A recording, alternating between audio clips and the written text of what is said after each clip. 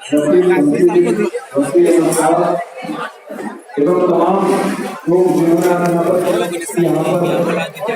पूरे दिन तमाम 10 बजे से लेकर 5 बजे तक तमाम लोगों ने बांधे रखा और ऐसा लग रहा था कि इतने समय भी बहुत कम पड़ रहा है। कई लोग अपनी प्रस्तुति और देना चाह रहे हैं।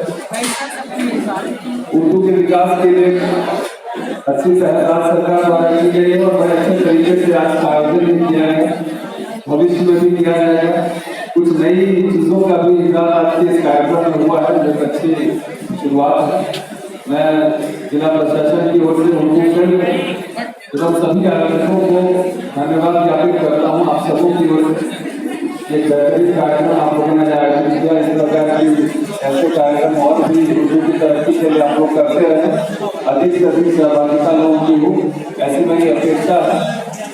और जिला प्रशासन की ओर से यथासंभव जो भी सहयोग आपसे अपेक्षित हमसे अपेक्षित हम जरूर देने के कुछ संकल्पित है। ये मैं आप लोगों को आश्वस्त करता हूँ। पुनः आज के इस कार्यक्रम के आयोजन के लिए नीलम जी और उनकी टीम को बहुत बहुत साधुवाद, बहुत बहुत धन्यवाद।